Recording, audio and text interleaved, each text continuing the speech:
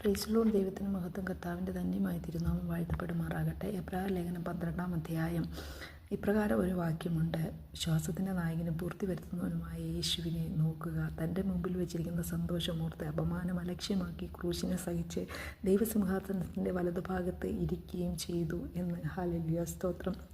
യേശു കർത്താവ് hallelujah Calvary ക്രൂശിൽ hallelujah താൻ അനുഭവിക്കാൻ പോകുന്ന യാതനകളും വേദനകളും അപമാനങ്ങളും അലക്ഷ്യമാക്കിക്കൊണ്ട് തൻ്റെ ലക്ഷ്യം എന്താണോ ആ ലക്ഷ്യത്തിലേക്ക് ഹല്ലേലൂയ പോയൊരു കർത്താവ്. തൻ്റെ ലക്ഷ്യം സഭയാണ്, ദൈവജനമാണ്, ദൈവമക്കളാണ്. ഹല്ലേലൂയ ദൈവത്തെ സ്നേഹിക്കുന്ന, ദൈവത്തിൻ്റെ കൽപ്പനകൾ പ്രമാണിക്കുന്ന, ദൈവത്തിൻ്റെ ചട്ടപ്രകാരം ചലിക്കുന്ന ഒരു കൂട്ടം ജനത്തിന് വേണ്ടി സ്വജീവനെ കൊടുത്ത് ഹല്ലേലൂയ ഹല്ലേലൂയ തൻ്റെ മുമ്പിൽ എത്രയൊക്കെ അപമാനങ്ങൾ ഉണ്ടായിട്ടും കർത്താവ് അതിനൊന്നും ഹല്ലേലൂയ മൈൻഡ് ചെയ്യാതെ മുമ്പോട്ട് പോയൊരു യേശു കർത്താവ് വിശ്വാസത്തിൻ്റെ നായകനാ. പൂർത്തി വരുത്തുവാൻ യേശു കർത്താവിന് മാത്രമേ കഴിയത്തുള്ളൂ.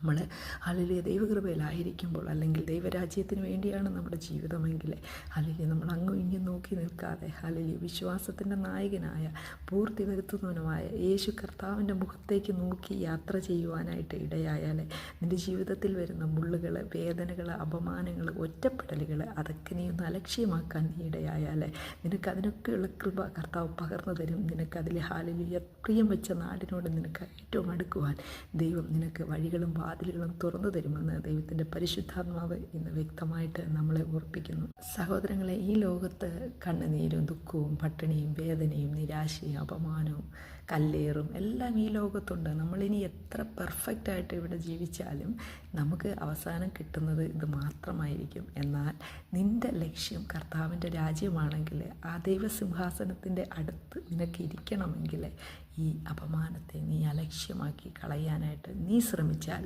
ഹല്ലേലൂയ നീ അതിനായി ദൈവകരങ്ങളിലേക്കൊന്ന് ഏൽപ്പിച്ചു കൊടുക്കുവാൻ തയ്യാറായാൽ ഹല്ലേലൂയ 12 വിധ മുത്തുകളാൽ ഹല്ലേലൂയ സ്വച്ഛ സ്ഫടിക തുല്യമായ ആ തങ്ക നിർമ്മിതമായ കൊട്ടാരത്തിൽ